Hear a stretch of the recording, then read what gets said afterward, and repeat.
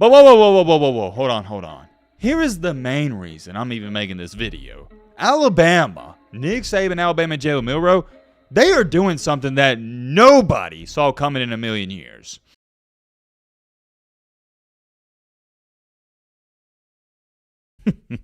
I tried to warn people that this was going to happen, but sometimes in this life, or not just sometimes, a lot of times, people don't care about warnings. They don't take them seriously. They want to wait until the bad thing happens. Like, for example, I live in Alabama, and a lot of people don't take tornado warnings seriously. People in Alabama, I can't speak for the rest of the states because I haven't lived there, but around where I'm located in northern Alabama, people actually got to see the tornado with their own eyeballs to take it seriously. But that's really besides the point in all this. The point is, I tried to warn people about this over a month ago. I have receipts, and very rarely on this channel do I even show you old videos or just clips from videos I've already posted, because there's no point. It's already documented on the channel. There's proof of it. If you want to see it, you can see it. If you don't want to, you don't got to. But however, in today's video, ladies and gentlemen, boys and girls, I'm going to be showing some receipts. And oh yeah, by the way, we're not doing no intro, none of that. We're getting straight into it. I don't got time to waste, and you guys don't have time to waste either. This topic is so important to me, it is the one and only topic we're going to be talking about. Only about 6 to 8 weeks ago, after the Texas game, everybody and their mama was riding off this Alabama team. Although I was highly disappointed in how he played in that game, I never wrote off this team, never for a second. And I do want to address this as well because a lot of people have misinterpreted what I said after that Texas game. The only thing I ever stated on the channel, and I want to make this extremely clear, and I think most people get this, but there's still a lot of people that don't,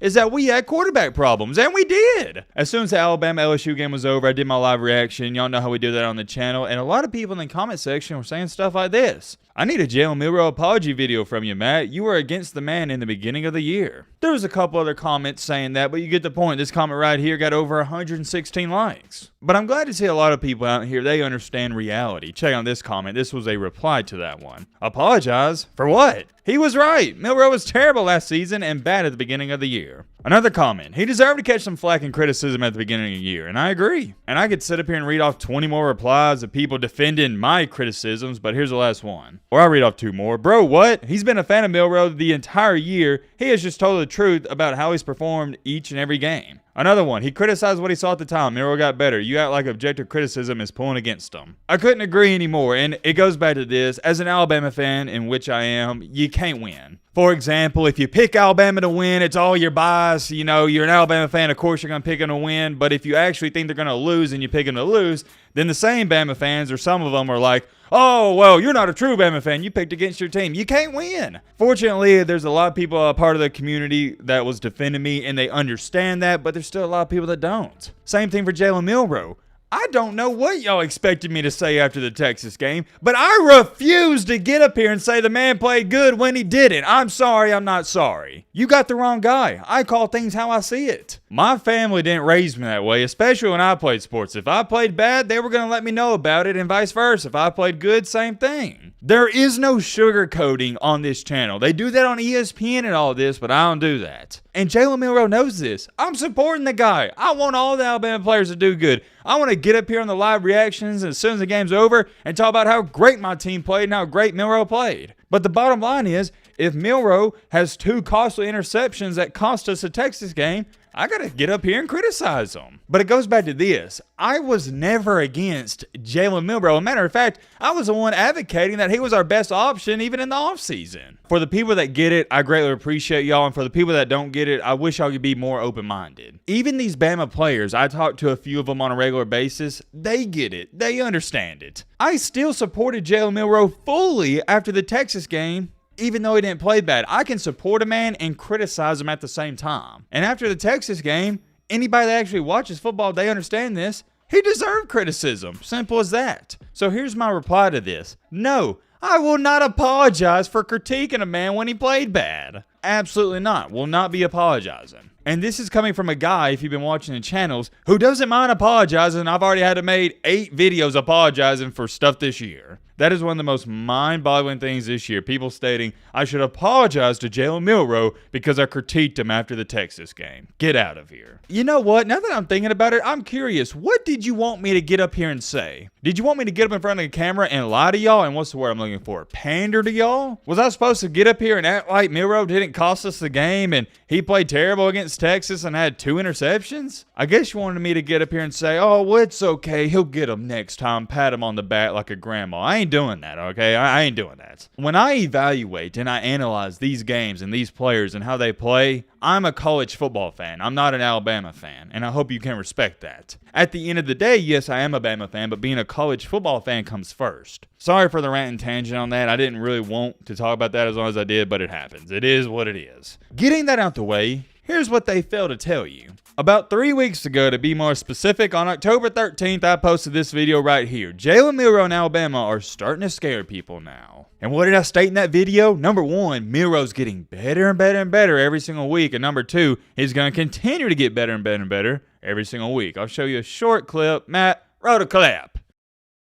You had all these people in the media. No, they were writing off Alabama now. They're saying, yep, it's over. Saban's lost his touch. He no longer has the edge. This isn't the same Alabama team we saw in the recent years. I'm going to remind y'all, these people in the media thought after that Texas game, they thought Alabama was going to win 8 games. They're out here trying to tell you and feed you this BS that Nick Saban's just a good head coach and he's got a good team. They're no longer great. Like, what? Come on, man. And I'm not saying Alabama's going to win the championship this year, but you got to be joking or doing something if you think Alabama was only going to win 8 games this year. Get out of here with that BS, and you got to try to see their perspective and try to understand where they're coming from. So I say, let's do it. Let's look at what they looked at. These people saw Alabama lose their second game of the year against Texas, 34-24. People aren't used to seeing Alabama lose this early in the regular season. I get it. And the problem with all of this, 98% of people out here that aren't Bama fans, they have what I like to call, quote unquote, Bama fatigue. They're not just sick and tired. They are far past sick and tired of seeing Alabama dominate this sport. So when somebody has Bama fatigue,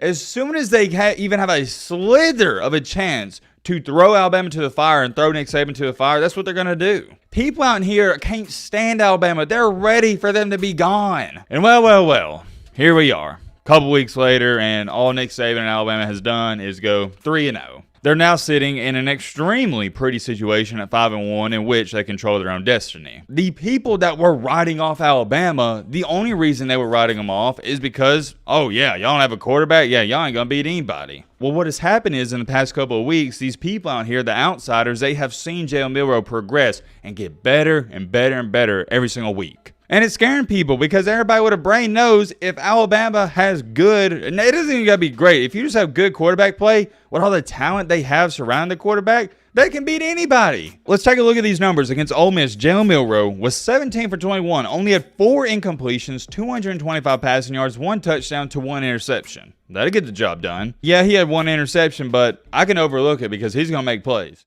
So there you have it. That was a short clip, and also in that video, main focal point I touched on was a lot of people were counting out Alabama after the Texas game as well, not just Milroe. And fast forwarding in time, 3 weeks later, here we are. Like I said, you saw the video. I tried to warn you. The remedy for Alabama and Jalen Milroe, they're identical. They just get better and better and better and better every single week. And it goes back to this. It's hand in hand together. Alabama will only go as far as Jalen Milroe can take them, and I think will take them. And what pleases me as an Alabama fan, I couldn't be any happier. I need to throw that in there too. It is Monday, and after the game I say this, and I feel the same way. I couldn't be any happier. We're going to the SEC championship, and somebody's going to say, well, Matt, you're not a lock to win the SEC West. Okay, all we got to do is either beat Kentucky or Auburn. We're locked in.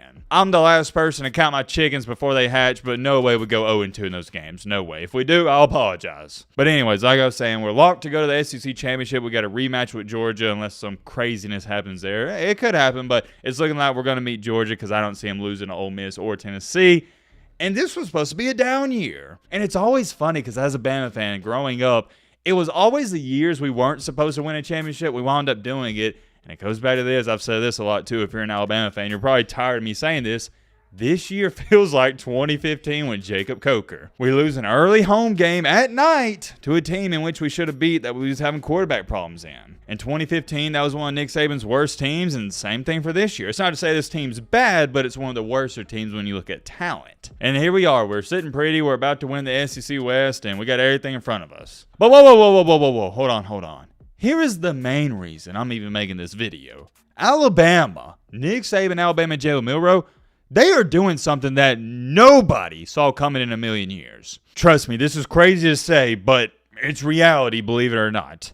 Jalen Milroe, an Alabama team led by Jalen Milroe, they are outscoring teams. This felt like a year where we had to lean on our defense, in which we are. We have an awesome defense. I'm so happy with how they played, but we're really just outscoring teams. In our last two big-time matchups against teams that beat us last year, Tennessee and LSU, we just outscored them. Feels like I said outscored them 5 times in the last minute, but stick with me. I remember saying this in the preview. I was like, man, I don't know if I want to get in a shoodown with LSU. That doesn't look like it leans in our favor, but we somewhat did, didn't we? Won the game 42-28. I'd say that was somewhat a shootout, and same thing for the Tennessee game. We scored 34 points, and we could have scored more at the end. Believe it or not, and the numbers will tell you otherwise, but that's why I think the eye test is so important.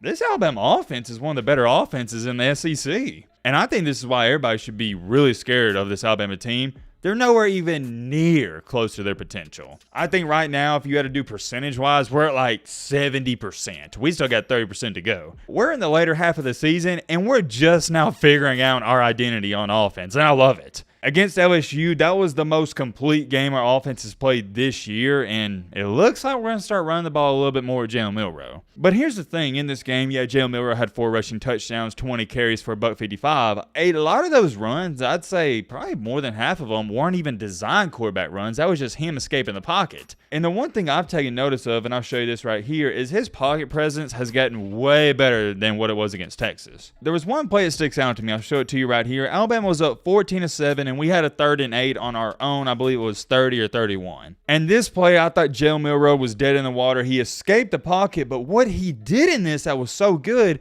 is he went back into the pocket. He climbed into the pocket and hit Jace McClellan for like a 40-yard gain. That was arguably one of the biggest plays of the game. It just showed me how much Milroe has gotten better from the Texas game. Because in that Texas game, that was the same play where he would have just gotten sacked out of the pocket. And there's a bunch of more plays in the LSU game. I'm not going to single out every one because we'd be up here for 30 minutes where he steps up in the pocket, right, and he runs. He sees the running lane, and he takes advantage of it. And that was the one piece of this offense that was missing. I know Jalen Milroe wants to prove he's a passer, and we do need him passing. But also, if the lane opens up, split the gap, run up the middle for 20 yards. We'll take it because this guy's a running back in the open field. Granted, I will throw this in there as well. LSU has a terrible defense, so that also helped. It's not always going to be that easy, but it looked pretty easy against LSU, and it looked pretty easy against Tennessee. I have no reason to believe that it's not going to look easy against Kentucky because Kentucky doesn't have some elite defense, and don't even get me started about the Auburn game. I'm nervous just thinking about it because we know that Auburn game is going to be at night. It's in Jordan-Hare Stadium, and some witchcraft is going to happen. Oh, man.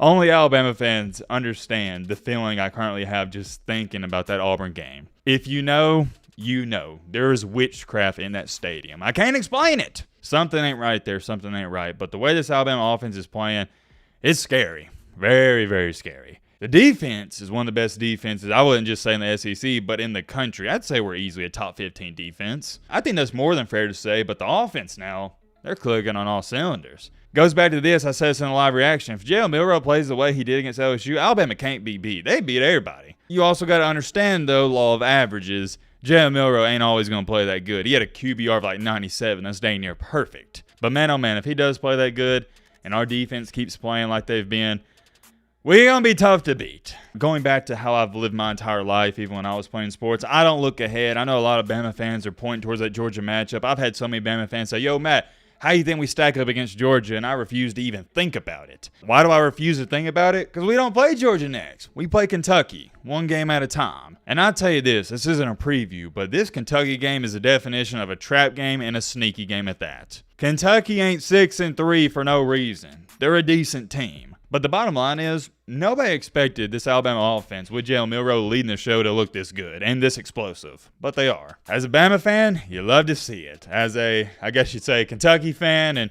Yeah, I'm not just a Kentucky fan, but everybody that roots against Alabama, you hate to see it. And one of the sweetest things about being an Alabama fan is when we win, it's crickets everywhere else. You know what they say? It's something like when Alabama loses, the rest of the college football world wins. And that's what makes the win so much sweeter is it's not even the winning. It's just I hate losing, man. I hate it. When we win, it's almost a sigh of relief. I don't even celebrate it too much. I'm just like, all right, we won. I don't got to hear people talking about the dynasty's over. Every time Alabama loses, what does everybody talk about? The dynasty's over. Nick Saban's washed up. Gosh, man, you can't make them up. Every time Bama loses, people say the same bull crap. There's many more things I could say. Trust me, I love talking about Alabama football. I'll leave it at that for now. Let me know your thoughts down below. But